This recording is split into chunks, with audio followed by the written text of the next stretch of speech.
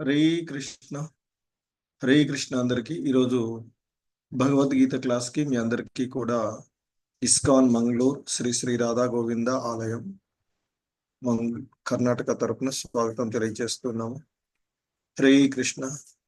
ఓం అజ్ఞానతిమిరాంధస్య జ్ఞానాంజనశలాకయా చక్షుర్మిలితం యేన తస్మై శ్రీ గురవే నమః. श्रीचैतन्यमनोभीष्टं स्थापितं येन भूतले स्वयं रूपः कदा मह्यं ददाति स्वापदान्तिकम्. वन्देऽहं श्रीगुरो श्रीयुतपदकमलं श्रीगुरून् वैष्णवांश श्रीरूपं साग्रजातं सहगण रघुनाथान्वितं तं सजीवं साद्वैतं सावधूतं परिजन सहितं कृष्ण चैतन्य देवं. श्री राधा कृष्ण पादान् सहगण ललिता श्री विशाखान्वितांश.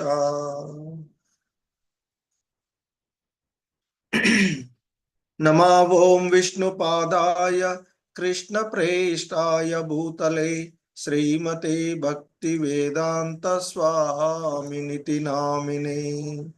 नमस्ते सारस्वते देवे गौरवाणी प्रचारिणे निर्विशेष शून्यवादी पाश्चात्य देशतारिणे.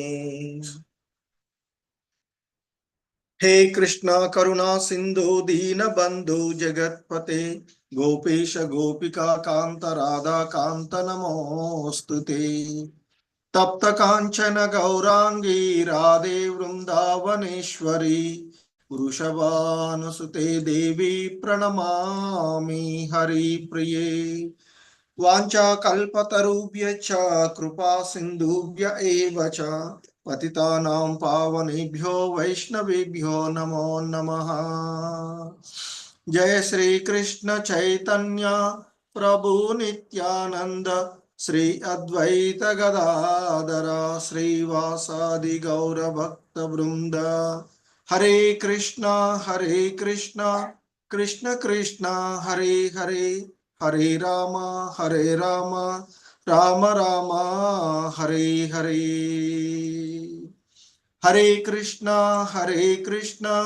कृष्ण कृष्ण हरे हरे हरे राम राम राम हरे हरे. హరే కృష్ణ. మాతాజీ వినిపిస్తుంది కదా వాయిస్? హరే కృష్ణ. ప్రభుజీ వినిపిస్తుందండి. ఓకే ప్రభు. హరే కృష్ణ. సో ఈరోజు మనము భగవద్గీత యథాతథంలోని 4వ అధ్యాయమైనటువంటి దివ్య జ్ఞానము అనేటువంటి అధ్యాయాన్ని ఇస్కాన్ సంస్థాపక ఆచార్యులైనటువంటి శ్రీల ప్రభుపాదుల వారి యొక్క భాష్యం ద్వారా వివరణల ద్వారా ఈ అధ్యాయాన్ని అవగాహన చేసుకోవడానికి ప్రయత్నం చేద్దాము. హరే కృష్ణ. సో మనకి 3వ అధ్యాయము కర్మ యోగములో మరి అర్జునుడు అడిగినటువంటి ప్రశ్నకు సమాధానంగా ఏ విధంగా కర్మల ద్వారా ఆధ్యాత్మికంగా వృద్ధి పొందాలి అనేటువంటి అంశాలను అధ్యాయంలో తెలియచేసినటువంటి అంశాన్ని మనము చూసినటువంటిది. సో ఇంద్రియాలను అదుపులో ఉంచుకొని మరి కర్మలు చేయవలసినటువంటి, ఎందుకంటే ఆ విధంగా చెప్తూ ఉన్నటువంటి క్రమంలో అర్జునుడు అడుగుతాడు, దేని చేత మానవుడు మరి ఈ భవబంధనాలలో చిక్కుకొని పోతూ ఉన్నాడు అంటే దానికి కారణము కామము అని, అది రజోగుణం వలన ఉత్పన్నమైనటువంటిది, తర్వాత క్రోధంగా పరిణమిస్తుంది. అదే ఈ ప్రపంచాన్ని కబలించేసేటువంటి పాపమయమైనటువంటి శత్రువు అని. మరి ఈ కామానికి ఇంద్రియాలు, మనసు, బుద్ధి స్థానాలు అని. కాబట్టి మరి వాటిని అదుపులో ఉంచుకొని ఆధ్యాత్మికంగా పురోభివృద్ధి చెందవలసినటువంటి విషయాలను ఆ కృష్ణ భగవానులు వారు చెప్పి, అలాగే జడ పదార్థం కంటే ఇంద్రియాలు ఉత్తమమైనదని, ఇంద్రియముల కంటే మనసు ఉత్తమమైనదని, మనసు కంటే కూడా బుద్ధి ఉత్తమమైనదని, బుద్ధి కంటే కూడా ఆత్మ ఉత్తమమైనది అని చెప్పి మరి సో ఇక ఆ విధంగా తెలుసుకొని లౌకికమైనటువంటి ఇంద్రియముల కంటే మనసు కంటేను, బుద్ధి కంటేను ఆత్మ మరి ఉన్నతమైనదని తెలుసుకొని ఆధ్యాత్మిక బుద్ధి చేత కృష్ణ చైతన్యంలో నిమగ్నమవమని తెలియచేసినటువంటి అంశాలను మనము 3వ అధ్యాయంలో చూసినటువంటిది.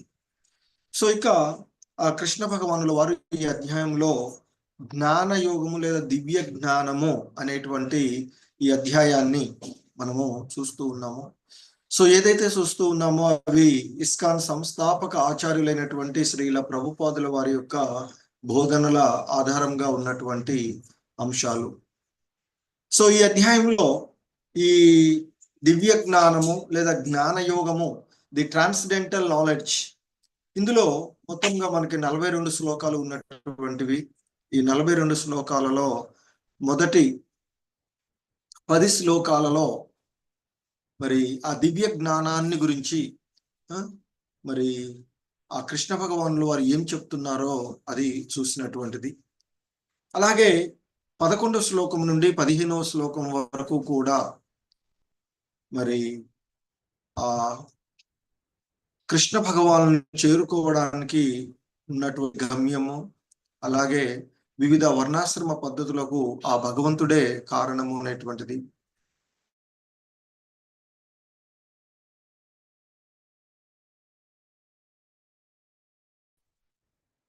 ఏ విధంగా దివ్య జ్ఞానాన్ని పొందవచ్చు అనేటువంటిది.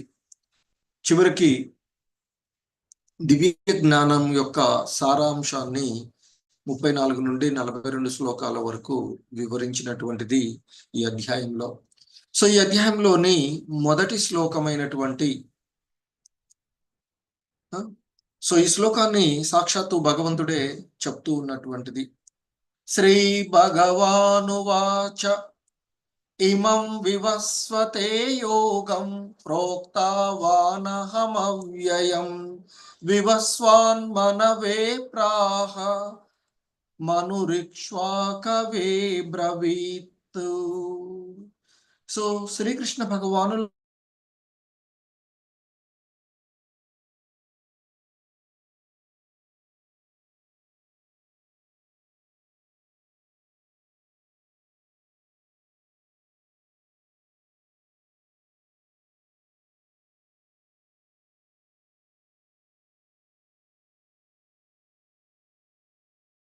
తెలియచేశాడు అంటూ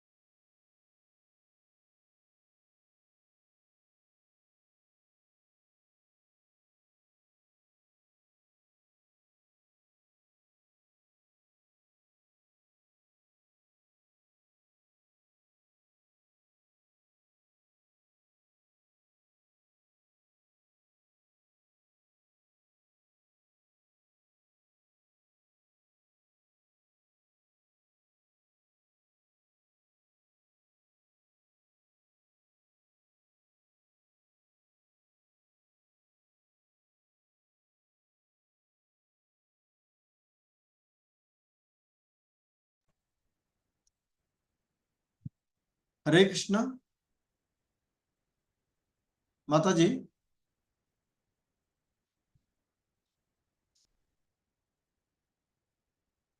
హరే కృష్ణ వినిపిస్తుంది కదా ప్రభు?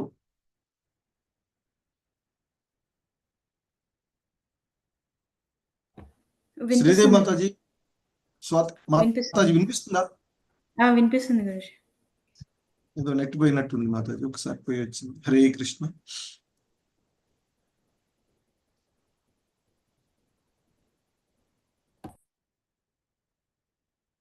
స్క్రీన్ కనిపిస్తుంది కదా మాతాజీ? ఇప్పుడు కనిపిస్తుంది. ఓకే.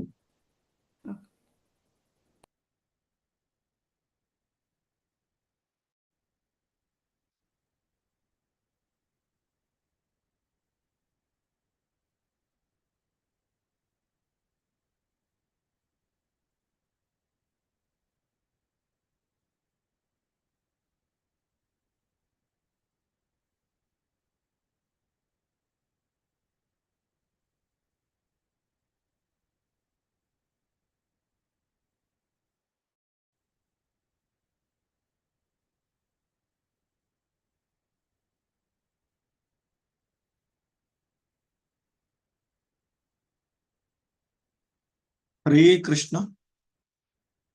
సో శ్రీకృష్ణ భగవానులు వారు అర్జునుడితో చెప్తూ ఉన్నారు, నాశనం లేని ఈ యోగ శాస్త్రమును నేను సూర్యుడు వివస్వానుడికి ఉపదేశించాను.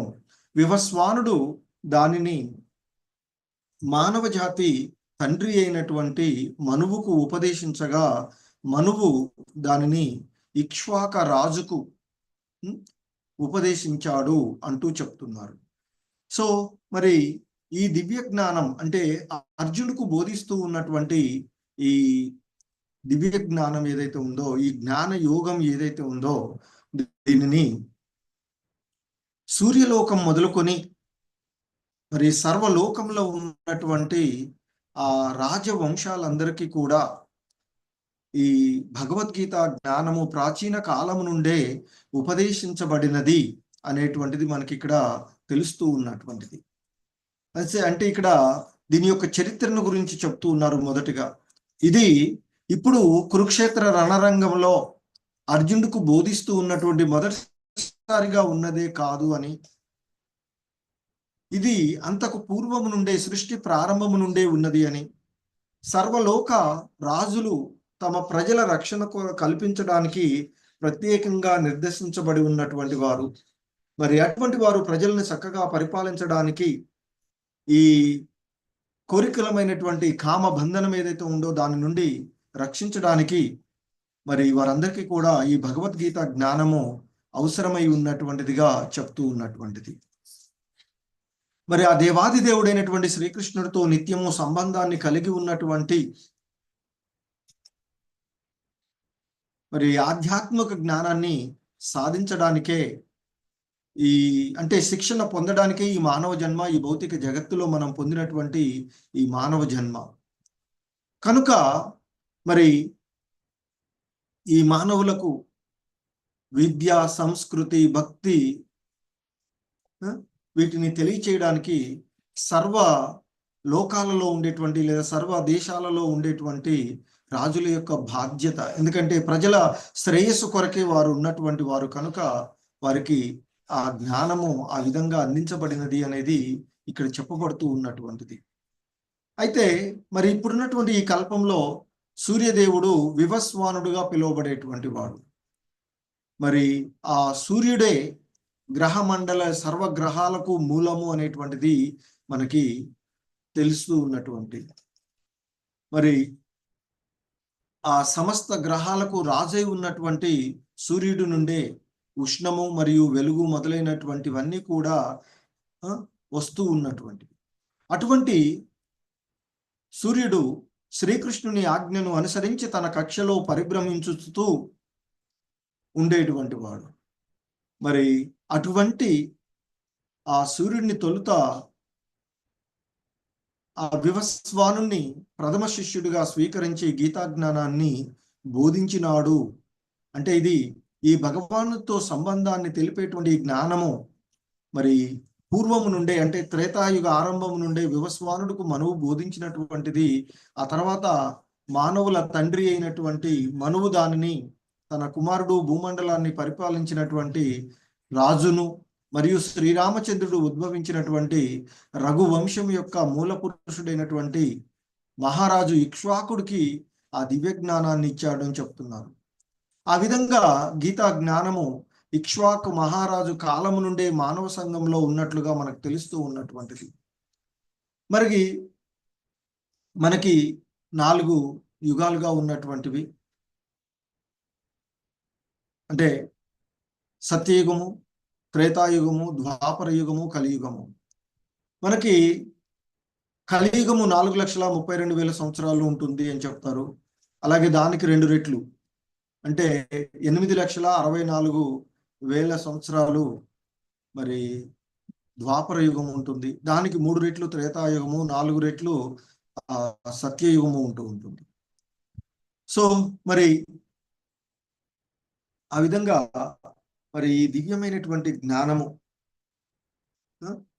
సో అంతకు ముందు నుంచే ఉన్నటువంటిది కనుక మనకి ఇది దాదాపుగా 20 లక్షల అలాగే ఈ కలియుగంలో 5,000 సంవత్సరాలు అయిపోయినాయి కనుక దాదాపుగా 20 లక్షల కంటే ఎక్కువ 20,05,000 సంవత్సరాలకు పూర్వము నుండే ఈ దివ్య జ్ఞానము ఉన్నటువంటిదిగా మనకి ఇక్కడ తెలుస్తూ ఉన్నటువంటి అంశం. సో మరి ఇంకా ఆయన మనకి చెప్తూ ఉన్నటువంటి అంశం ఏవం పరంపరా ప్రాప్తం ఇమం రాజర్షయో విదుః సకాలే నేహ మహత యోగో నష్ట పరంతప. ఓ శత్రుంజయుడా, ఓ పరంతప, శత్రువులను జయించేవాడా, ఈ దివ్య జ్ఞానం ఈ విధంగా గురు శిష్య పరంపర ద్వారా స్వీకరించబడింది. రాజర్షులు దానిని ఆ విధంగా మరి అర్థం చేసుకున్నారు. కానీ కాలక్రమంలో ఆ పరంపర విచ్ఛిన్నమైనది. అందుకే ఈ యోగము నశించినట్లుగా నష్టమైనట్లు కనిపిస్తూ ఉంటుంది అని చెప్తున్నారు.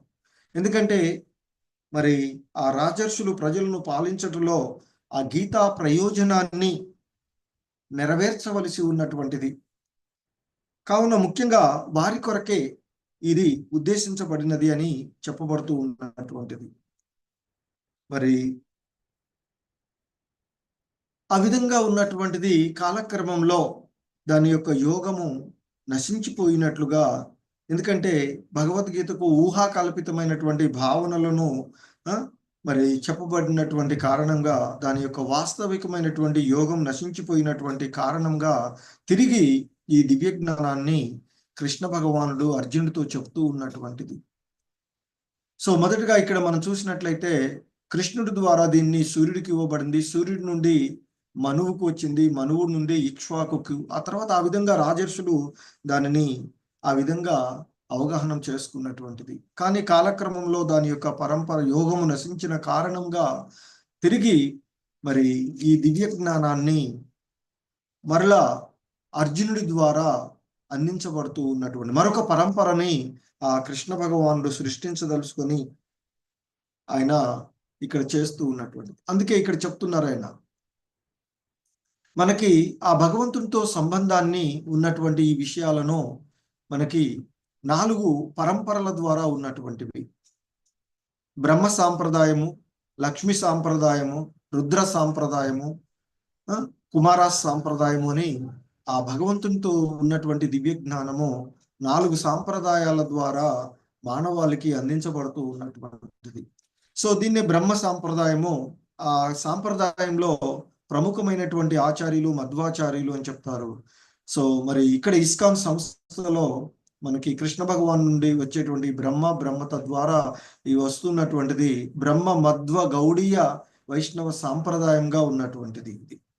సో ఈ క్రమంలో 32వ ఆచార్యులుగా ఇస్కాన్ సంస్థాపక ఆచార్యులైనటువంటి శ్రీల ప్రభుపాదుల వారు ఉన్నటువంటిది. సో వారి ద్వారా ఇప్పుడు ఏదైతే మనం నేర్చుకుంటున్నామో అది వారి నుండి ఇవ్వబడినటువంటిది ఇస్కాన్ సంస్థాపక ఆచార్యులైనటువంటి శ్రీల ప్రభుపాదులు వారు. అలాగే మనకి మరొక సాంప్రదాయం కూడా ఉంది, భగవద్తో సంబంధం ఉన్నటువంటి దివ్య జ్ఞానాన్ని తెలియజేసేది. అది లక్ష్మీ సాంప్రదాయము లేదా శ్రీ సాంప్రదాయం అని చెప్తారు. ఈ సాంప్రదాయంలో ప్రముఖ ఆచార్యులు రామానుజాచార్యులు. ఇప్పుడు మనకి ఆ క్రమంలో చిన్నజీర స్వామి వీరు ఉన్నటువంటిది కనిపిస్తూ ఉంటుంది. అలాగే శివ సాంప్రదాయము లేదా రుద్ర సాంప్రదాయము. ఈ సాంప్రదాయంలో విష్ణు స్వామి ప్రముఖ ఆచార్యులుగా ఉంటారు. అలాగే పోర్కు మహారాజ్ సాంప్రదాయంలో నింబర్కాచార్యులు. సో ఈ విధంగా పరంపరలు ఉన్నటువంటిది. సో ఇప్పుడు మరలా అర్జునుడి ద్వారా మరొక పరంపరను ఇక్కడ సృష్టించి, మరి ఏంటి ఆ భగవంతుడు బోధించినటువంటి దివ్య జ్ఞానము, శాశ్వతమైనటువంటి జ్ఞానము అంటే భగవంతుడు మరియు భగవద్ విభూతులను గురించి, ఆ భగవంతుని యొక్క విభూతులు, దివ్య లీలలను గురించి, ఆత్మ సంబంధమైనటువంటి జ్ఞానము, అలాగే మానవుడికి, మనకి ఆ భగవంతుడికి ఉన్నటువంటి సంబంధాన్ని తెలియచేసేటువంటిదే ఈ దివ్య జ్ఞానము లేదా ఈ జ్ఞాన యోగము. సో అందుకే ఇంకా కృష్ణ భగవాన్ వారు చెప్తున్నారు, స ఏవాయం మయా తేధ్యా యోగ ప్రోక్త పురాతనః భక్తోసి మే సఖా చేతి రహస్యం హేతదుత్తమం. ఓ అర్జున, నీవు నాకు భక్తుడవు మరియు మిత్రుడవు కావున ఈ యోగ శాస్త్రం యొక్క ఉత్తమమైనటువంటి రహస్యాన్ని, అంటే ఆ యోగాన్ని యథావిధిగా నీవు అర్థం చేసుకోగలవు అని, ఆ భగవంతునితో గల సంబంధాన్ని తెలియచేసేటువంటి పురాతన శాస్త్రము నేడు నీకు నేను తెలియచేస్తూ ఉన్నాను అంటూ ఆ కృష్ణ భగవానుడు మరలా మరొక పరంపర ద్వారా ఆ దివ్య జ్ఞానాన్ని, ఈ జ్ఞాన యోగాన్ని ఆయన బోధిస్తూ ఉన్నటువంటిది. ఎందుకంటే మానవులు రెండు తరగతులుగా ఉంటారు అని చెప్తారు. ఒకళ్ళు భక్తులు, ఇంకొకళ్ళు అభక్తులు లేదా రాక్షసులు అని చెప్తూ ఉంటుంటారు. మరి ఇక్కడ అర్జునుడు గొప్ప భక్తుడు కావడం చేత ఈ గొప్ప శాస్త్రాన్ని అతడు అర్థం చేసుకోగలడు అనేటువంటి విషయం. ఎందుకంటే ఇది అభక్తులకు లేదా రాక్షసులకు, అసురులకు ఇది అవగాహన చేసుకోలేనటువంటిదిగా చెప్తూ ఉంటుంటారు. సో కనుకనే ఇక్కడ మరి భక్తుడైనటువంటి అర్జునుడుకు, ఎందుకంటే ఆ రాక్షస స్వభావాలు కలిగినటువంటి వారు దీనిని యథావిధిగా అర్థం చేసుకోలేరు అనేటువంటి భావనతో చెప్తూ ఉన్నటువంటిది. సో అందుకే ఇక్కడ మరి అర్జున్ని పాఠకుడిగా చేసుకొని మరొక గురు శిష్య పరంపర ద్వారా ఈ దివ్య జ్ఞానాన్ని ఆయన బోధిస్తూ ఉన్నారు. ఆ విధంగా ఎప్పుడైతే శ్రీకృష్ణ భగవానుడు అర్జునుడితో ఈ దివ్య జ్ఞానాన్ని నీకు నేను మరలా బోధిస్తూ ఉన్నాను, ఈ యోగ శాస్త్రాన్ని, ఎందుకంటే నీవు భక్తుడవు మరియు నా ఎడ అసూయ లేనటువంటి వాడవు కనుక నీకు నేను దీన్ని తెలియచేస్తున్నాను అని చెప్తే, అర్జునుడు మరి ఇక్కడ ఆయన తనకు కలిగినటువంటి సందేహాన్ని, వాస్తవానికి అర్జునుడు ఆ భగవంతుని యొక్క పరమ భక్తుడు కాబట్టి అర్జునుడు ఈ విధంగా అడిగేటువంటి అవకాశమే లేదు. ఈ శ్లోకంలో ఆయన అడుగుతున్నటువంటిది చూస్తే మనము, అర్జున ఉవాచ అపరం భవతో జన్మ పరం జన్మ వివస్వతః కథమేతద్విజానీయాం త్వమాదౌ ప్రోక్తవానితి. సో అర్జునుడు అడుగుతూ ఉన్నాడు, సూర్యదేవుడైనటువంటి వివస్వానుడు నీకంటే పూర్వుడు, మరి కాబట్టి అటువంటి పరిస్థితులలో నీవు ఈ యోగ శాస్త్రమును, అంటే ఈ విద్యను అతనికి ప్రారంభంలోనే ఉపదేశించావు అని అంటున్నావు. అంటే దీన్ని మరి నేను ఏ విధంగా అర్థం చేసుకోవాలి కృష్ణ అంటూ అర్జునుడు, ఎలా ఇది సాధ్యమవుతుంది, బట్ హౌ దిస్ హ్యాపెండ్ అనేటువంటిది. ఎందుకంటే మనిద్దరము ఇప్పుడు ఉన్నటువంటి వాళ్ళం, కానీ సూర్యుడు ఎప్పుడో వివస్వానుడు సృష్టి ప్రారంభంలో, కల్పారంభంలో ఉన్నటువంటి వాడికి నేను చెప్పాను అని చెప్తున్నావు. ఇది ఎలా సాధ్యమైనది అనేది ఇక్కడ అర్జునుడి యొక్క ప్రశ్న. వాస్తవానికి ఇది మరి శ్రీల ప్రభుపాదులు వారు చెప్తారు. ఎందుకంటే అర్జునుడు ఈ విషయాన్ని తన కొరకు కాకుండా మందమతులమైనటువంటి మనలాంటి వాళ్ళ కోసం ఆ భగవంతుడి ద్వారా తెలియచేయడానికి ఆయన ఆ విధంగా అడుగుతూ ఉన్నాడు అనేటువంటి విషయాన్ని, ఎందుకంటే ఆ భగవంతుణ్ణి కృష్ణుడిని దేవాదిదేవుగా అంగీకరించని రాక్షస స్వభావాలు కలిగినటువంటి వాళ్ళు అనేక మంది ఉంటారు. వారందరికీ ఈ విషయాన్ని నివృత్తి చేయడానికి ఆయన మరి ఆ ప్రామాణికమైనటువంటి గురువు ఆయన నుండే వినడానికి అర్జునుడు ఈ విధంగా అడుగుతూ ఉన్నాడు అని చెప్తారు. సో ఎప్పుడైతే అర్జునుడు మరి నీవేమో నాతో పాటు ఇప్పుడు, ఎందుకంటే అర్జునుడు కృష్ణుడు ఇద్దరు దాదాపు సమవయస్కులుగా ఉన్నటువంటి వాళ్ళు. సో ఇంతకుముందు మనం చెప్పుకున్నట్లుగా అర్జునుడు శ్రీకృష్ణ భగవానుడి యొక్క మేనత్త కుంతి కుమారుడు. సాధారణంగా వారికి బావబామర్దుల సంబంధము దాదాపుగా ఒకే వయస్కులుగా ఉన్నటువంటి కారణంగా ఆయన మరి ఆ విషయాన్ని ఆయన గురువు కనుక ఇప్పుడు గురు శిష్య సంబంధమును ఆయన శిష్యుడిగా మరి ఓ కృష్ణ, సూర్యుడేమో నీకంటే పూర్వుడు, నీకంటే ఎంతో ముందులో ఉన్నటువంటి వాడు, అటువంటి వాడికి నువ్వు ప్రారంభంలోనే ఈ విషయాన్ని చెప్పాను అంటున్నావు, ఇది ఎలా సాధ్యమవుతుంది అని అడగగా దానికి సమాధానంగా శ్రీకృష్ణ భగవానులు వారు చెప్తున్నారు. శ్రీ భగవానువాచ బహుని మే వ్యతీతాని జన్మాని తవ చార్జున తాన్యహం వేద సర్వాణి నత్వం వేత్త పరంతప. దేవాదిదేవుడైనటువంటి శ్రీకృష్ణుడు ఈ విధంగా అంటూ ఉన్నాడు, ఓ పరంతప అంటే ఓ అర్జున, ఓ శత్రు విజేతమైన అర్జున, నీకును నాకును పలు జన్మలు గడిచినవి, కానీ నీవు వాటిని మరిచిపోయావు, అవన్నీ నాకు జ్ఞాపకము ఉన్నాయి అనేటువంటిది ఇక్కడ చెప్తూ ఉన్నటువంటిది.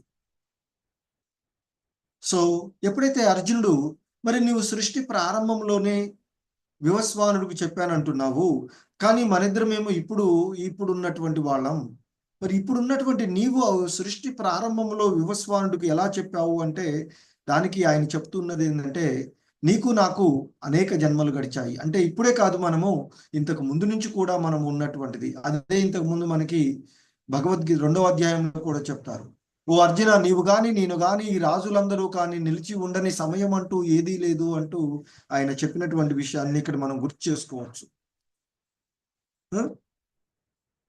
అలాగే బ్రహ్మ సంహితలో ఆ భగవంతుని యొక్క వివిధ అవతారాలను గురించి కూడా ప్రస్తావన ఉంటూ ఉంటుంది. అద్వైతమచ్యుతమనాది మనంత రూపం ఆద్యం పురాణ పురుషం నవయౌవనం చ వేదేషు దుర్లభమదుర్లభమాత్మ భక్తౌ గోవిందమాది పురుషం తమహం భజామి అంటూ ఆ కృష్ణ భగవానుల వారుని బ్రహ్మ కీర్తించినటువంటి విషయాన్ని కూడా మనము చూస్తుంటాం ఇక్కడ. ఎందుకంటే ఆది పురుషుడు, పరముడు, అక్షయుడు, అనాదియగు దేవదేవుడైనటువంటి గోవిందుని నేను భజింతును, అతడు అనేక రూపములుగా అద్వైతమచ్యుతమనంత రూపం ఆద్యం పురాణ పురుషం నవయౌవనం చ అంటూ చెప్తున్నారు. సో మరి అటువంటి ఆయన అనేక రూపములలో వ్యాప్తి చెందినటువంటి పురాణ పురుషుడు, నిత్య యవ్వనంతో కూడినటువంటి వాడు, అతడే ఆదిదేవుడు, శాశ్వతమైనటువంటి ఆనందములకు నిలయమైనటువంటి వాడు అంటూ ఆ బ్రహ్మ సంహితలో చెప్పబడింది. అందుకే ఆయన వివిధ అవతారాల్లో వస్తూ ఉన్నటువంటిది. అయితే మరి ఆయన భగవంతుడికి మానవులుగా మనకుండేటువంటి ఇది, ఆయన ఎప్పుడు కూడా తనను తాను తన యొక్క ఆంతరింగ శక్తి ద్వారా సృజించుకుంటారు కనుక ఆయన దేహానికి ఆత్మకు తేడా ఉండదు ఆయన. సో కనుకనే ఆయనకు అన్నీ కూడా గుర్తుంటాయి. అదే చెప్తున్నారు ఇక్కడ, నీకు నాకు అనేక జన్మలు గడిచినవి, కానీ నీవు వాటిని మర్చిపోయావు, అవన్నీ నాకు గుర్తున్నాయి అని శ్రీకృష్ణ భగవానుడు అర్జునుడికి చెప్తూ ఉన్నటువంటి విషయం. సో కాబట్టి మనం ఇప్పుడే కాదు, అంతకు ముందు నుంచి కూడా ఉన్నటువంటిది అనేది ఇక్కడ చెప్తూ ఉన్నటువంటి అంశం. సో చెప్తూ ఇంకా ఆయన ఇక్కడ ఏంటంటే, ఇంతకుముందు మనం చెప్పుకున్నట్లుగా సూర్యదేవుడు దాదాపుగా గీతను 1200 ఇక్కడ లక్షల సంవత్సరాలకు పూర్వమే వివస్వానుడుకు బోధించబడినటువంటిది. సో ఎందుకంటే మరి మనకి ఇప్పటి వరకు 27 యుగ చక్రాలు అయిపోయాయి అని చెప్తారు. యుగాలంటే సత్యయుగము, త్రేతాయుగము, ద్వాపర యుగము, కలియుగము. మరి ఈ కలియుగానికి 2 రెట్లు ద్వాపర యుగము, 3 రెట్లు త్రేతాయుగము, 4 రెట్లు సత్యయుగం కనుక 4,32,000 ఇంటూ 10 ఉంటుంది. సో ఇప్పటి వరకు 27 సార్లు అయిపోయింది కనుక ఇంత ఇది వస్తుంది. మొత్తం లెక్క కడితే మనువు కంటే ముందుగా కృష్ణ భగవానుడు తన శిష్యుడైనటువంటి సూర్యుడికి బోధించారు కాబట్టి ఆ వివస్వానుడికి సుమారుగా 1200 లక్షల సంవత్సరాలకు పూర్వమే ఈ దివ్య జ్ఞానము బోధించబడినట్టుగా మనం చెప్పుకోవచ్చు. సో ఇంకా మరి ఇక్కడ ఎందుకు మరి ఆ కృష్ణ భగవానుడు అన్నాడు కదా, నీకు నాకు అనేక జన్మలు గడిచినవి అని. హౌ డస్ కృష్ణ అపియర్స్, ఎందుకు కృష్ణ భగవానుడు అవతారాలు తీసుకుంటున్నాడు అనేటువంటిది మనకి ఈ శ్లోకంలో చెప్తూ ఉన్నారు. అజోపి సన్నవ్యయాత్మ భూతానామీశ్వరోపి సన్ ప్రకృతిం స్వామధిష్టాయ సంభవామ్యాత్మమాయయా. సో ఇంకా ఆయన చెప్తున్నారు, ఓ అర్జున, నేను పుట్టుక లేని వాడని, నాశనం లేనటువంటి వాడను, అయినను సమస్త ప్రాణులకు ప్రభువునై ఉండి కూడా ఆది అయిన దివ్య స్వరూపంతోనే నేను ప్రతి యుగంలోనూ అవతరిస్తూ ఉన్నాను అంటూ చెప్తున్నాడు. భగవంతుడు తన జన్మ ఎందలి ఉండేటువంటి ఆ వైచిత్రిని గురించి మనకి ఇక్కడ తెలియచేస్తూ ఉన్నటువంటి అంశం. ఎందుకంటే తాను సాధారణ మానవుడు వలె కనిపించినప్పటికీ కూడా మరి తాను పెక్కు జన్మల కిందట జరిగినటువంటి విషయాలన్నింటినీ కూడా గుర్తుపెట్టుకున్నటువంటి విషయం. మరి మానవులుగా మనం ఉన్నటువంటిది కొన్ని గంటలకు పూర్వం కరెక్ట్గా ఏం జరిగిందంటే కూడా మనకు గుర్తుండనటువంటిది. కానీ అతడు మరి ఇక్కడ కృష్ణ భగవానుడు తాను అనేక జన్మలకు పూర్వం ఉన్నటువంటి విషయాలను కూడా చెప్తూ ఉన్నటువంటిది. సో కనుక మరి ఆయన సాధారణమైనటువంటి మనలాంటి మానవుడు కాదు అనేటువంటి విషయాన్ని మనకి ఇక్కడ తెలుస్తూ ఉన్నటువంటిది. సో ఆయన జీవులందరికీ కూడా ఈశ్వరుడైనటువంటి ఆయన శాశ్వతమైనటువంటి తన దేహంతోనే అవతరిస్తూ ఉన్నాడు అని చెప్తారు. సో ఎందుకంటే ఆ భగవంతుడికి మనకు ఉన్నటువంటి భేదాన్ని చూసినట్లయితే కృష్ణ భగవానుడు శాశ్వతమైన వాడు, ఎప్పటికి మరియు జ్ఞాపకం, అచ్యుతుడు. మరి జీవాత్మ, మనం కూడా జీవాత్మలుగా ఉన్నటువంటి జీవులు కూడా శాశ్వతమైనవే, కానీ గత జన్మల గురించి మర్చిపోతాము, ఆయనకి గుర్తుంటూ ఉంది. అలాగే భగవంతుడేమో ఆయన యొక్క ఆత్మ మాయ ద్వారా అవతారాలు తీసుకుంటే మనం మాత్రం మన యొక్క కర్మ ఫలాలను ఆధారంగా చేసుకొని జన్మ తీసుకోవడం జరుగుతూ ఉంటుంది. అంటే మనం చేసినటువంటి కర్మలను అనుసరించి మనము జన్మ తీసుకునేటువంటి పరిస్థితిగా జరుగుతూ ఉంటుంది. భగవంతుడు యొక్క శరీరము ఆధ్యాత్మికమైనటువంటిది, దివ్యమైనటువంటి శరీరం, సచ్చిత్ ఆనందమయమైనటువంటిదిగా చెప్తారు. మనం మాత్రము నిరంతరము మార్పులకు లోనయ్యేటువంటి, ఎందుకంటే మనం అంతకుముందు కూడా చూసినటువంటిది బాల్యంలో ఒక రకంగా, చిన్నప్పుడు పుట్టుకలో ఒక రకంగా ఉంటుంది ఈ దేహము, తర్వాత క్రమక్రమంగా పెరుగుతుంది, కొంతకాలం నిలిచి ఉంటుంది, తర్వాత తదుపరి సంబంధితమైనటువంటి జీవులను ఉత్పత్తి చేస్తుంది, క్రమంగా నశించిపోతూ ఉంటుంది. కాబట్టి మరి మనము పొందేటువంటిది భౌతికమైనటువంటి శరీరము, భగవంతుడు పొందేది. మనం పొందినటువంటి భౌతిక శరీరము పంచభూతాలతో తయారైనటువంటిది, కానీ భగవంతుడు తన యొక్క దివ్య శరీరంతోనే సచ్చిత్ ఆనందమయమైనటువంటి దానితోనే వస్తాడు. భగవంతుని యొక్క శరీరానికి ఆత్మకు భేదం ఉండదు, కానీ మన ఆత్మ శరీరాన్ని నిరంతరము మార్పులకు లోనయ్యేటువంటి శరీరాన్ని పొందుతూ ఉంటుంది. భగవంతుడికి ప్రతి జన్మ గుర్తు ఉంటుంది. మనం శరీరాన్ని మార్చగానే గతానికి సంబంధించిన విషయాలు మర్చిపోతాము. అందుకే అర్జునుడు తాను గతానికి సంబంధించినవన్నీ ఏవి కూడా గుర్తు లేకుండా మర్చిపోయి మరి ఆ విధంగా అడిగినటువంటిది. సో కనుక మరి ఆ భగవంతుడు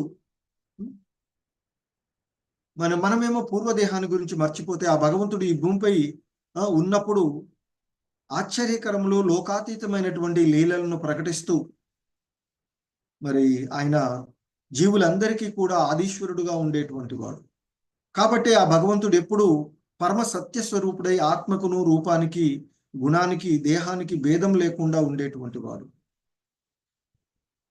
మరి కొంతమంది మరి అలాంటప్పుడు భగవంతుడు ఎందుకు అంతర్ధానం అయిపోతాడు, ఎందుకు ఒక దేహంలో వచ్చి కొంతకాలం ఉండి మళ్ళీ అంతర్ధానం అవుతూ ఉంటాడు అనేటువంటిది మనం భావించవచ్చు. అందుకే నెక్స్ట్ శ్లోకంలో ఆయన ఈ విధంగా చెప్తున్నారు. యదా యదా హి ధర్మస్య గ్లానిర్భవతి భారత అభ్యుత్థానమధర్మస్య తదాత్మానం సృజామ్యహం.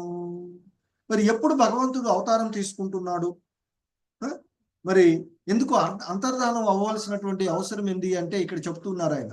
యదా యదా హి ధర్మస్య, యదా యదా హి అంటే ఎప్పుడెప్పుడు, ధర్మస్య ధర్మమునకు గ్లానిర్ అంటే హాని కలుగుతుందో, భవతి అంటే కలుగును, గ్లానిర్ భవతి హాని కలుగుతుందో, భారత అంటే ఓ భరతవంశీయుడైన అర్జున, అభ్యుత్థానం అధర్మస్య, అభ్యుత్థానం అంటే వృద్ధి చెందడం, అధర్మస్య అధర్మం పెరిగిపోయినప్పుడు, తదాత్మానం అప్పుడు, తద అంటే అప్పుడు, ఆత్మానం నన్ను, సృజామ్యహం నన్ను నేను సృష్టించుకుంటాను అంటూ చెప్తున్నారు.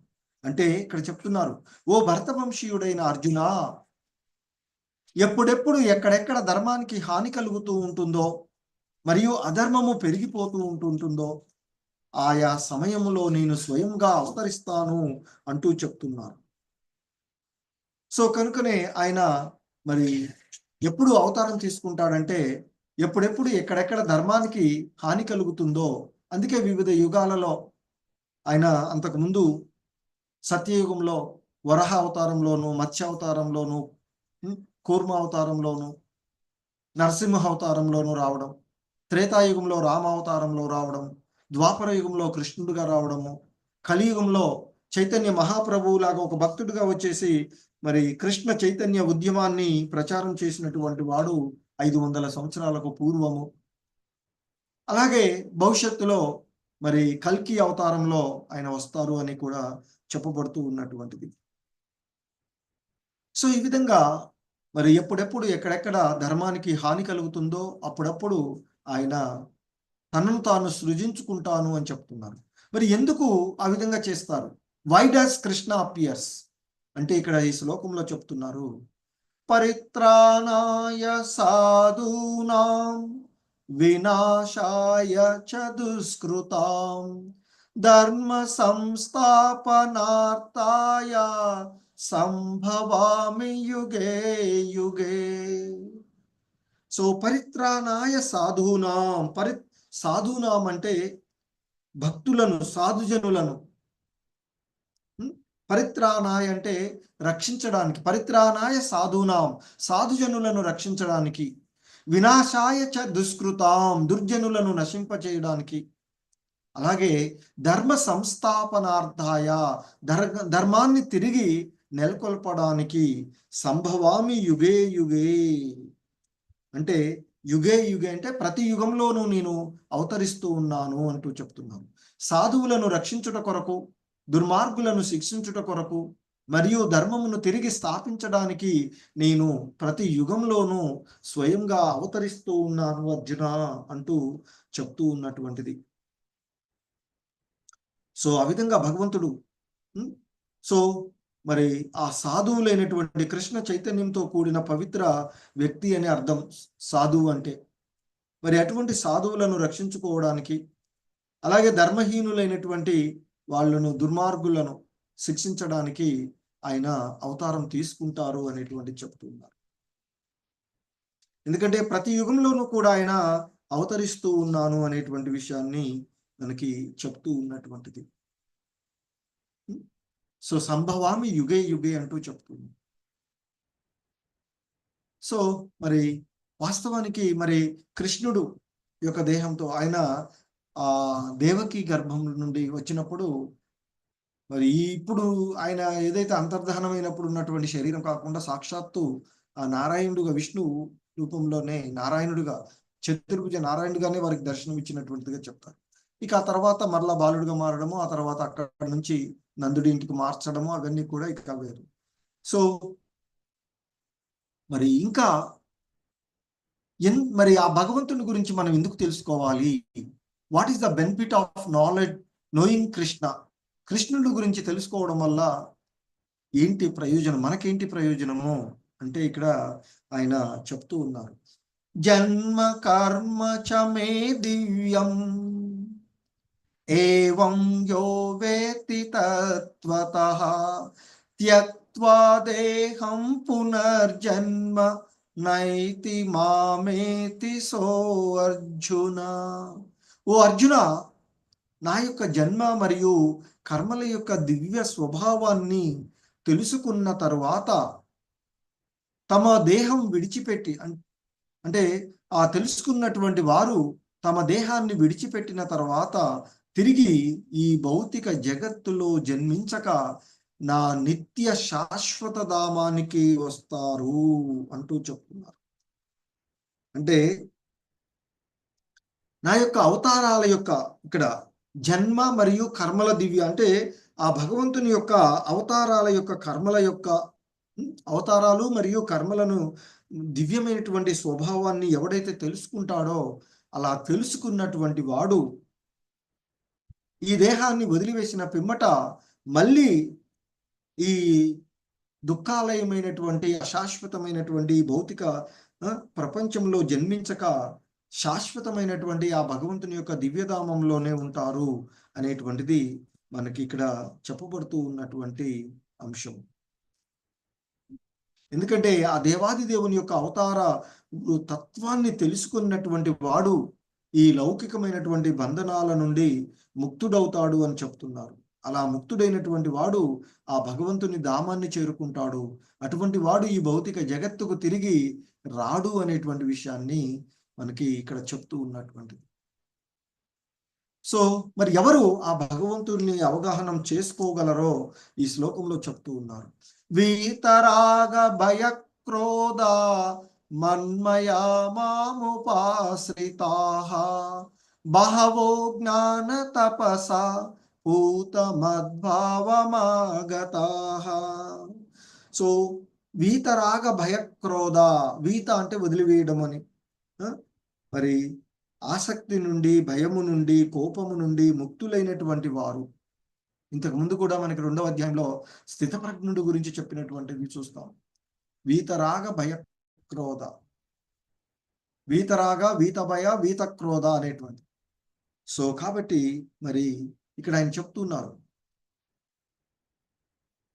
ఆసక్తి, రాగము అంటే ఆసక్తిని భయాన్ని క్రోధము నుండి ఎవడైతే ముక్తులై ఉంటారో, ఎవరైతే ఆ భగవంతుని యందు సంపూర్ణమైనటువంటి స్థితిలో ఉంటారో, ఎవరైతే ఆ భగవంతుడిని ఆశ్రయించి ఉంటారో అటువంటి వాళ్ళు ఎంతో మంది ఇంతకు పూర్వము ఆ భగవంతుని యొక్క జ్ఞానం చేత పవిత్రులైనారు అని చెప్తున్నారు.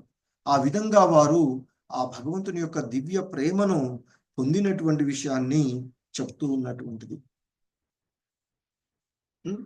సో ఎందుకంటే ఎవరైతే ఈ భౌతిక జగత్తులో లౌకికమైనటువంటి వ్యవహారాల యందు నిమగ్నమై ఉంటారో అటువంటి వాడు పరమ పురుషుణ్ణి యొక్క స్వభావాన్ని అవగాహన చేసుకోవడం అనేది కష్టము అని చెప్తున్నారు.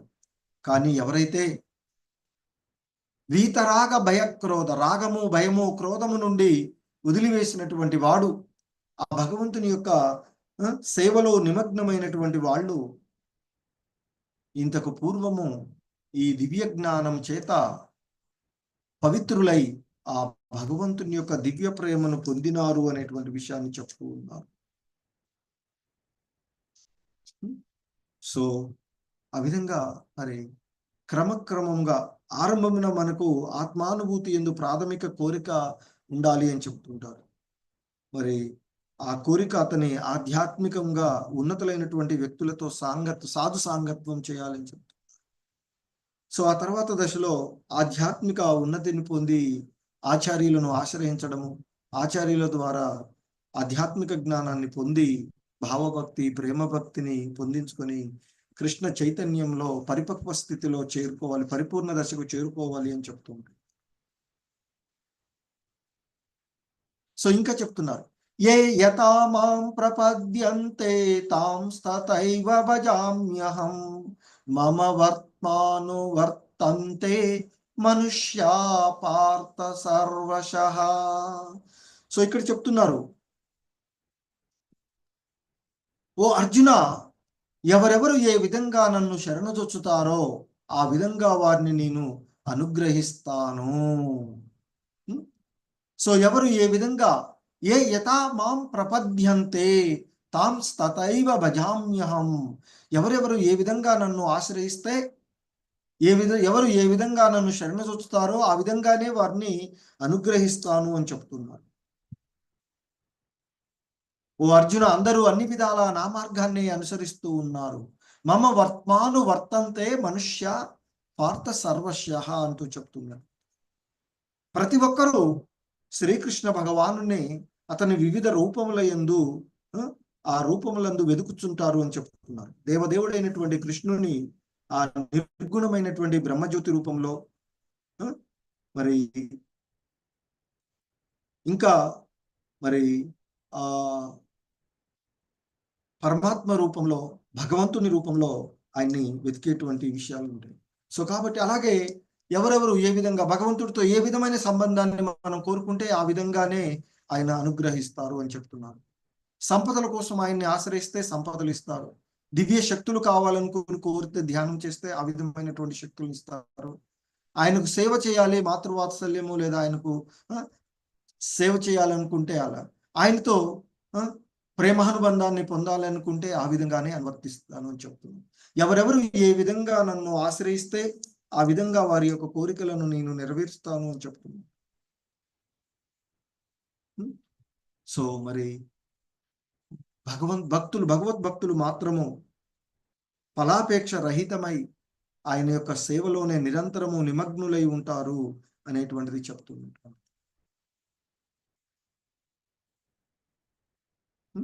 మరి ఇవన్నీ చెప్తుంటే మనము ఇక్కడ చూస్తూ ఉంటాం, మనకి ఎంతో మంది కార్యనిర్వాహక దేవతలు ఉన్నప్పుడు మరి ఎందుకు మనము కృష్ణుని ఇంతగానో చెప్తుంటే కృష్ణుని వదిలేసి మనం వివిధ దేవతా అర్చనం ఎందుకు చేస్తూ ఉన్నామో ఇక్కడ చెప్తున్నారు. వై పీపుల్ వర్షిప్ డెమిగాడ్స్ ఇక్కడ చెప్తున్నారు. కాంక్షంత కర్మణాం సిద్ధిం యజంత ఇహ దేవతాః క్షిప్రం హి మానుషే లోకే సిద్ధిర్భవతి కర్మజా. సో ఆయన ఇక్కడ చెప్తున్నారు, ఈ భౌతిక జగత్తులో మానవుడు ఈ భౌతిక ప్రపంచంలో, ఈ భౌతిక జగత్తులో కామ్యకర్మలలో విజయము కోరుకును కారణంగా వారు దేవతలను పూజిస్తూ ఉంటారు. ఎందుకంటే వెంటనే ఫలాలను ఆశిస్తూ వారు దేవతలను పూజిస్తూ ఉన్నారు. సహజంగా వారు ఈ జగత్తులో త్వరగానే కామ్యకర్మ ఫలాలను పొందుతూ ఉంటారు.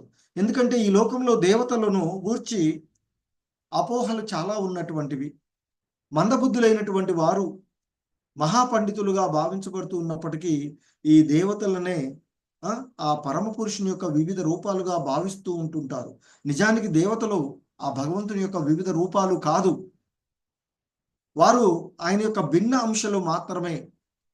ఎలాగైతే మానవులు భిన్న అంశాలుగా ఉంటారో, కాకపోతే ఇంకా కొంత ఉన్నతికి చెందినటువంటి భిన్న అంశాలు, స్వాంశాలు కాదు, భిన్న అంశాలుగా ఉన్నటువంటి వాళ్ళు.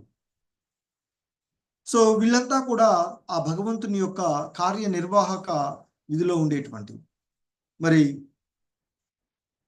వీళ్ళిచ్చేవన్నీ కూడా ఆ భగవంతుని ద్వారా ఇవ్వబడుతూ ఉండేటువంటివే. మరి వాస్తవానికి వీళ్ళిచ్చేవన్నీ కూడా తాత్కాలికమైనటువంటివి. మనము ఆరోగ్యం కోసం పొందుతూ ఉంటాం. ఆరోగ్యం కావాలనుకొని సూర్యుని ప్రస్తే అది ఇస్తాడు, ఓకే. అలాగే జ్ఞానం కావాలని సరస్వతి మాతను ఆశ్రయిస్తాం. తొందరగా వివాహాలు కావాలని పార్వతినో లేదా శివుడినో ఆశ్రయించేటువంటి పరిస్థితులు. ఈ విధంగా చేస్తూ ఉన్నప్పుడు కోరికలు నెరవేరుతూ ఉంటాయి. కానీ ఇవన్నీ కూడా తాత్కాలికమైనటువంటివే. కానీ ఆ భగవంతుడు మాత్రమే శాశ్వతమైనటువంటి ముక్తిని ఇవ్వగలిగేటువంటి వాడు దేవాది దేవుడైనటువంటి కృష్ణ భగవానుడు మాత్రమే. సో ఎందుకంటే మనకి వేదాలలో చెప్పబడింది నిత్యో నిత్యానాం, భగవంతుడు ఒక్కడే నిత్యుడు అని చెప్తూ. అలాగే ఇంకా బ్రహ్మ సంహితలో ఈశ్వర పరమ కృష్ణ, కృష్ణుడు ఒక్కడే పరమేశ్వరుడుగా చెప్పబడినటువంటిది. మరి అటువంటి పరిస్థితులలో మనకి మన యొక్క వాటిని నెరవేర్చగలిగే అంటే శాశ్వతమైనటువంటి ముక్తిని ఇవ్వగలిగేటువంటి వాడు కృష్ణ భగవాన్. సో అలాగే ఇంకా ఆయన ఇక్కడ మనకి ఆ వర్ణాశ్రమ విధానాన్ని గురించి శ్లోకంలో చెప్తూ ఉన్నటువంటిది. చాతుర్వర్ణం మయా సృష్టం గుణ కర్మ విభాగశః తస్య కర్తారమపి మాం విద్య కర్తారమవ్యయం. భౌతిక ప్రకృతి గుణములు, వాటితో సంబంధము ఉన్న కర్మల ప్రకారము మానవ సమాజంలో 4 విభాగాలు, ఆ 4 వర్ణాశ్రమాలు, బ్రాహ్మణ, క్షత్రియ, వైశ్య, శూద్ర అనే 4 విభాగాలు నాచే సృష్టించబడినవి అర్జున అంటూ చెప్తున్నారు. ప్రకృతి యందలి ఆ 3 గుణాలను అనుసరించి, త్రిగుణాలను అనుసరించి, అలాగే వాటితో సంబంధము ఉన్నటువంటి పనులను అనుసరించి, కర్మలను అనుసరించి మానవ సమాజం అందలి 4 విభాగాలు కూడా భగవంతుడి చేతనే సృష్టించబడినవి అని చెప్తున్నారు. ఈ విధానమునకు నేనే కర్తను అయినప్పటికీ కూడా నేను మార్పు లేని వాడను కనుక నన్ను అకర్తగానే తెలుసుకోవాలి అని చెప్తున్నారు.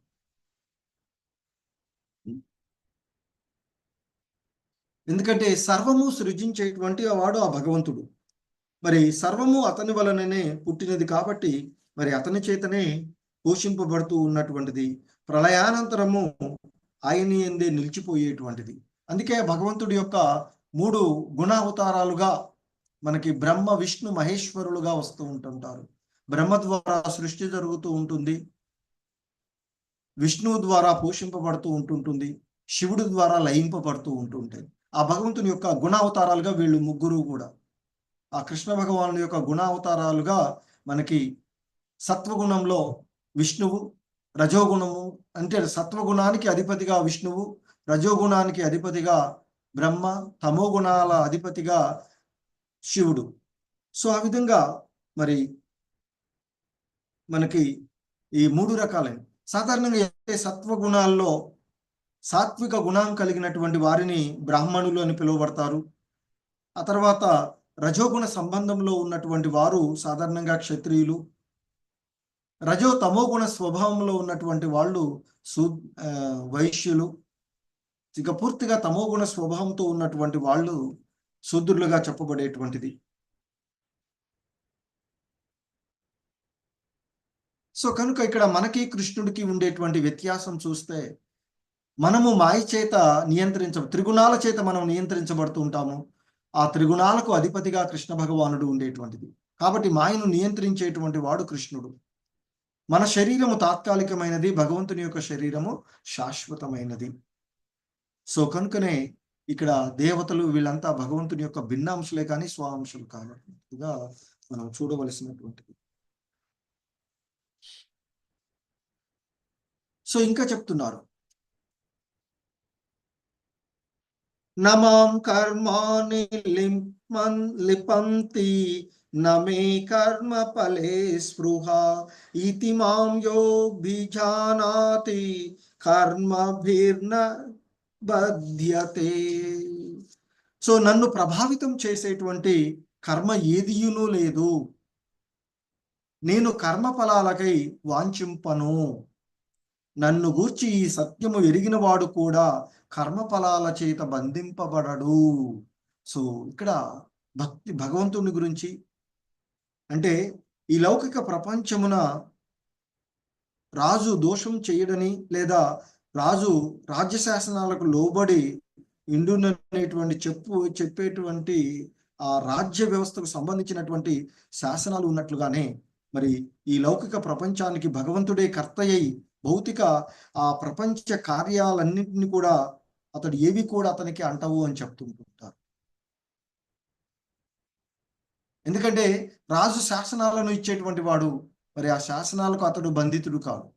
అలాగే ఈ భౌతిక జగత్తు ఆయన ద్వారా వచ్చినటువంటిది కనుక ఈ జగత్తుకు సంబంధించినటువంటి ఏది కూడా అతనికి, అందుకే నన్ను ప్రభావితం చేసేటువంటి కర్మ ఏదీయునూ లేదు అని చెప్తున్నారు. కర్మ ఫలాల కోసం నేను వాంఛించవలసిన అవసరము లేదు. అలాగే నా గురించి తెలుసుకున్నటువంటి వాడు కూడా ఈ ఫలాపేక్ష రహితంగానే ఉంటాడు అనేటువంటిది మనకి ఇక్కడ చెప్పబడుతూ ఉన్నటువంటి అంశము. అలాగే ఇంకా చెప్తూ ఉంటారు, ఏవం జ్ఞాత్వా కృతం కర్మ పూర్వైరపి ముముక్షిభిః కురు కర్మైవ తస్మాత్వం పూర్వతరం కృతం. సో ఇంకా మరి ఆయన అంటున్నాడు, పూర్వకాలమునందలి ముక్తాత్ములందరూ నా దివ్య స్వభావమును ఎరిగియే కర్మలను వనరించిరి. సో కాబట్టి ఇంతకుముందు ఆయన చెప్పినట్లుగా అంతకు ముందు ఉన్నటువంటి వారందరూ కూడా సో మరి ఆ భగవంతుని గురించి తెలుసుకొని మరి వారి ఆ పూర్వపు ఆచార్యులు ఎవరైతే ఉన్నారో వారి యొక్క అడుగుజాడలను అనుసరించి నీవు నీ యొక్క విహిత ధర్మాన్ని ఆచరించవలను అర్జున అంటూ చెప్తూ ఉన్నటువంటిది మనం 15వ శ్లోకంలో చూస్తాం. సో ఇక మనకి ముఖ్యంగా మానవులలో అనేక తెగలుగా ఉన్నటువంటి, ఎందుకంటే ఈ సృష్టిలో 84 లక్షల రకాల జీవులలో మానవులు 4 లక్షల రకాలుగా ఉంటారు అని చెప్తూ ఉంటుంటారు. మరి ఆ విధంగా ఉన్నటువంటి వారిలో వివిధ రకాలుగా మానవులు ఉండేటువంటి మనకి అందులో ముఖ్యంగా బద్ధ జీవులు, ముక్త జీవులుగా చెప్తూ ఉంటుంటారు. సో సాధారణంగా భగవత్ సంబంధంలో నిమగ్నమై ఉన్నటువంటి వారు, భక్తియుత సేవలో నిమగ్నమైనటువంటి వారు ముక్త జీవులుగా చెప్తూ ఉన్నటువంటిది. మరి అటువంటి ముక్త జీవులను మహాత్ముల యొక్క అడుగుజాడల్లోనే నడవాలి అనేటువంటిది మనకి ఇక్కడ చెప్పబడుతూ ఉన్నటువంటిది. సో కాబట్టి పూర్వ భక్తులు ముక్తాత్ములు కనుక వారిని అనుసరిస్తూ, ఆ మహాత్ములను అనుసరిస్తూ మనము కృష్ణ చైతన్యంలో నిమగ్నం అవ్వాలి అనేటువంటి విషయాన్ని మనకి ఇక్కడ తెలియచేయబడుతున్నటువంటి అంశాలు. ఎందుకంటే ముఖ్యంగా ఇక్కడ కృష్ణ భగవానుడు వారు అర్జునుడికి చెప్తూ ఉన్నటువంటిది మరి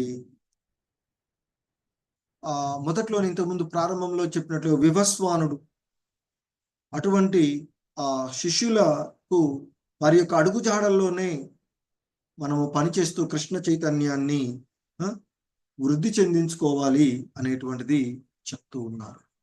చెప్తూ ఇంకా మరి ఏ విధమైనటువంటి కర్మలను ఆచరించాలి, ఎలా చేయాలి అనేటువంటి విషయాన్ని మనకి ఈ శ్లోకంలో మనకి ఇక్కడ చెప్తూ ఉన్నారు.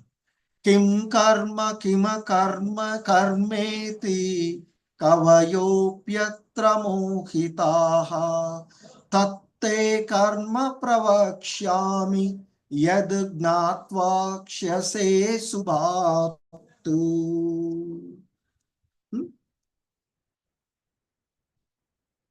సో హరే కృష్ణ. సో ఇక్కడ కిం కర్మ కిమ కర్మేతి కవయోప్యత్ర మోహితా తత్తే కర్మ ప్రవక్ష్యామి యద్ జ్ఞాత్వా మోక్ష్యసే సుభాత్. ఇక్కడ మోపోయినట్టుంది, మోక్ష్యసే సుభాత్. సో ఇంకా ఆయన చెప్తూ ఉన్నారు ఇక్కడ, కిం కర్మ కిం కర్మేతి. కిం అంటే ఏమి, అంటే కర్మ అంటే ఏమిటి, అలాగే కిం అకర్మేతి, అకర్మ అంటే ఏమిటి, కవయోప్యత్ర మోహితాః అంటే ఇక్కడ కవయః అపి అంటే విద్వాంసులు కూడా మరి మోహిత భ్రాంతులు అవుతూ ఉన్నారు. అంటే ఇక్కడ చెప్తున్నారు కర్మ అంటే ఏమిటి, అకర్మ అంటే ఏమిటి అని అర్థం చేసుకోవడంలో వివేకవంతులు, అంటే కవయ అంటే ఆ విద్వాంసులు, వివేకవంతులు కూడా తికమక పడుతూ ఉన్నారు. కావున ఇప్పుడు నేను నీకు కర్మ రహస్యాన్ని వివరిస్తాను. దీనిని తెలుసుకోవడం ద్వారా నిన్ను నీవు భౌతిక బంధనముల నుండి విడిపించుకోవచ్చు అర్జున అంటూ చెప్తూ ఉన్నటువంటి అంశాన్ని మనం ఇక్కడ చూస్తూ ఉన్నాం. సో ఇక్కడ 16వ శ్లోకం నుండి 34 వరకు కూడా భగవంతుడు ఏ విధంగా కామ్యకర్మలలో నెలకొంటూ ఆ భగవంతుని యొక్క ధామాన్ని, ఆధ్యాత్మిక జ్ఞానాన్ని పొందవచ్చునో చెప్తూ ఉన్నారు. ఎందుకంటే మరి ఇంతకు ముందు 15వ శ్లోకంలో ఆయన చెప్పినట్లుగా కృష్ణ చైతన్యాన్ని అనుసరించి పూర్వ ప్రామాణికుల అయినటువంటి భక్తులను ఆదర్శంగా తీసుకొని కర్మలు చేయాలి అని చెప్తున్నారు. మరి అటువంటిది మరి ఇక్కడ ఆ కృష్ణ చైతన్యాన్ని అనుసరించే కర్మలను ఆచరించడానికి మరి ఏది కర్మ ఏది అకర్మ అనే దాన్ని అర్థం చేసుకోవడానికి మరి వివేకవంతులు కూడా సరిగా అవగాహన చేసుకోలేకపోతున్నారు. దాన్ని నేను ఇక్కడ నీకు వివరిస్తాను, విను. దీన్ని నీవు యథార్థంగా అర్థం చేసుకుంటే భవబంధనాల నుండి బయటపడవచ్చు అనేటువంటి చెప్తున్నారు. సో అందుకే ఇక్కడ ధర్మంతు సాక్షాత్ భగవత్ ప్రణీతం అని చెప్తుంటారు. మరి అంటే ధర్మము అనేది ఆ భగవంతుని ద్వారానే చెప్పబడుతుంది. మానవుడు ధర్మాలను గురించి అసంపూర్ణంగా ప్రాయోగిక జ్ఞానం చేత తెలుసుకొనజాలడు అని చెప్తారు. మరి ధర్మము భగవంతుడే స్వయంగా నెలకొల్పాలి. అందుకే కదా ఆయన చెప్తున్నారు, ధర్మాన్ని నెలకొల్పడానికి నేను తిరిగి ఆవిర్భవిస్తూ ఉంటా, అంటే అవతరిస్తూ ఉన్నాను అని చెప్తున్నటువంటిది.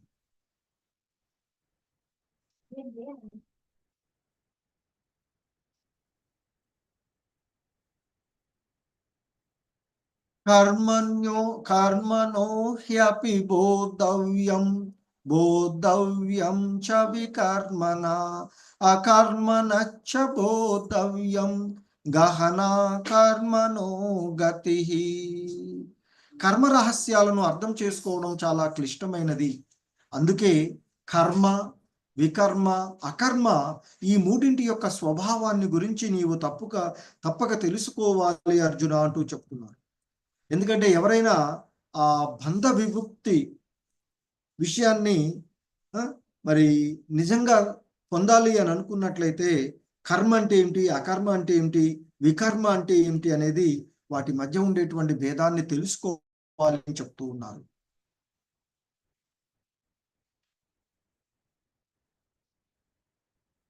సో ఈ కర్మలు అంటే ఏంటి, ఇవన్నీ ఓకే, నెక్స్ట్ క్లాస్లో, రేపటి క్లాస్లో మళ్ళీ మనం చూద్దాము. హరే కృష్ణ. సో రేపంటే నెక్స్ట్ మళ్ళీ మండే రోజు కర్మలు, అకర్మలు, వికర్మలు వీటిని గురించినటువంటి వివరణ మనము మరి ఏ విధంగా వాటి యందు నిమగ్నం అవుతూ జీవుడు ఈ భవబంధనాల నుండి ముక్తుడు కావచ్చు అనేటువంటి విషయాన్ని మనము చూద్దాం.